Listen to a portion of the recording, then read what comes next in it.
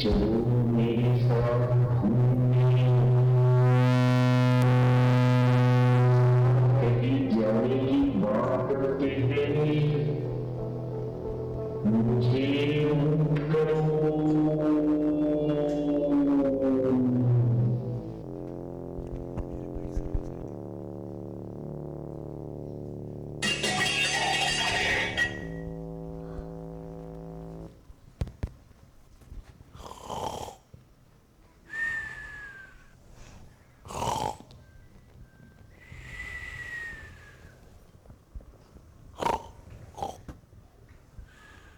अरे उठना, उठ।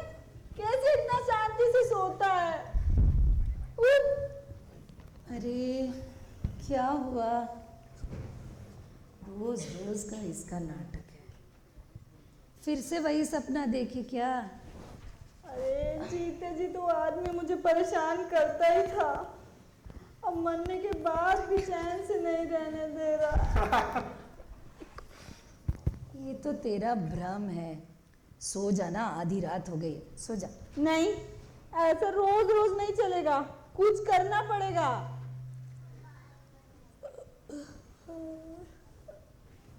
अरे बाबा, कुछ करेंगे ना, सुबह सोचेंगे। अब इतनी रात को क्या सोचना? सो जा, थोड़ी देर सो जा। दीदी, इतना रात को कौन आया? अब क्या उनका आत्मा बेल बजा रहा है? मुझे बहुत डर लग रहा है, तुम जाके देखो ना दीदी। रुक, मैं देखती हूँ। पता नहीं, ना ये सोने देती है, ना पता नहीं दरवाजे पे कौन है। अरे बाबा, आ रही हूँ। हाँ हाँ, आ रही हूँ।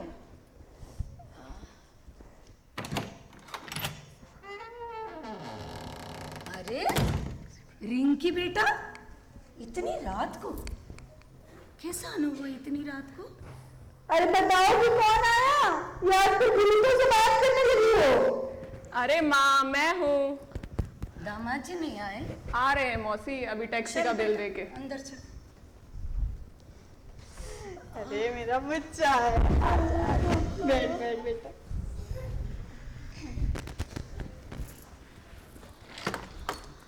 अरे दामाद जी, आइए आइए आइए। जीते रहो बेटा, जीते रहो।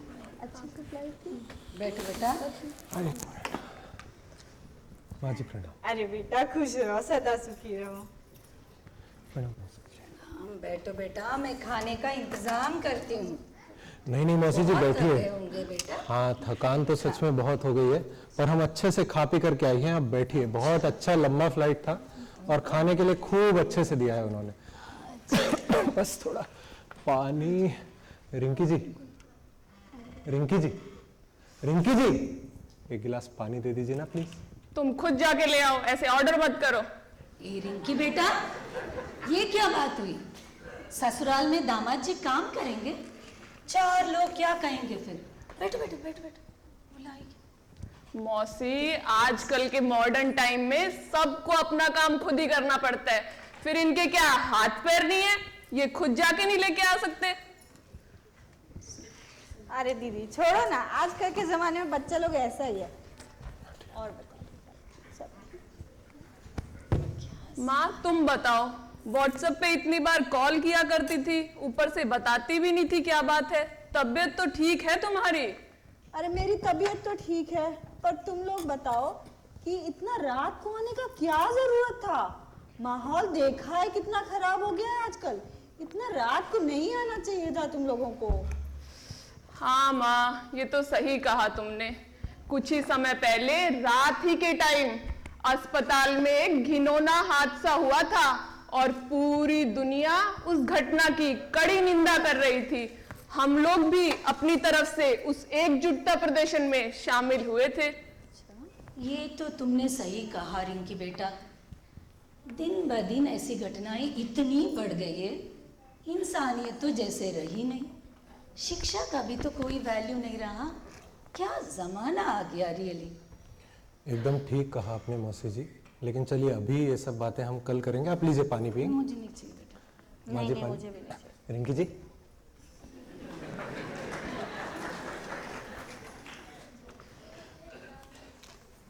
माँ जी कैसी हैं आप? आप वो सब छोड़िए, पहले हमको बताइए इतना रात को क्यों आए आप लोग? कोई इमरजेंसी तो था नहीं, आप लोग कल भी आ सकते थे ना। हाँ माँ, लेकिन क्या करें, यूएस की सारी फ्लाइट रात में ही लैंड करती हैं। फिर ऊपर से हमारे टिंकू जी को एयरपोर्ट पे रुकना ही नहीं था, इसीलिए चले आए। अब देखिए माँ जी, समय इतना खराब हो गया है ना। पर चलिए आप बताइए कि आपकी सेहत क्यों इतनी खराब लग रही है? ठीक से सो नहीं रही हैं क्या आजकल आप? हाँ माँ, कोई परेशानी है क्या? भैया प्रेशर डाल रहे हैं पैसे के लिए? नहीं नहीं, मेरा राकेश बच्चा बहुत अच्छा है, वो ऐसा कुछ नहीं करता। अरे तो समस्या क्या है? अरे दामाद जी क्या बताऊं, इसको लगता है सारी समस्या का जड़ रिंकी के पापा है। पापा? उन्होंने तो मरने के बाद भी हमारे लिए पेंशन चालू कराया था, फिर वो कैसे परेशान कर रहे हैं? क्या बताऊं, जिस दिन से मैं इस घर में शादी करके आया हूँ, एक दिन उस आदमी ने मुझे चैन से नहीं रहने दिया। अब मरने के बाद भी परेशान कर रहा है।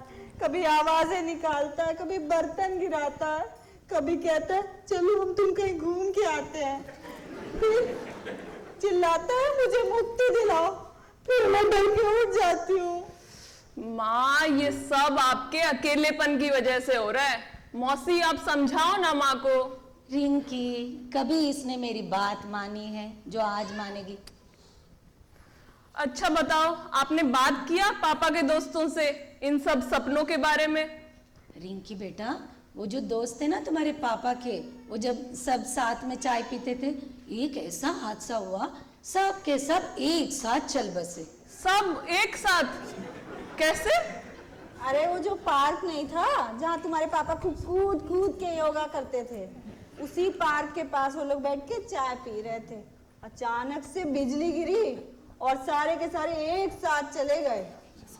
आजकल बहुत बिजली गिर रहा है, इस संसार में पाप बहुत बढ़ गया है, एक दिन हम सब पर बिजली गिरेगी।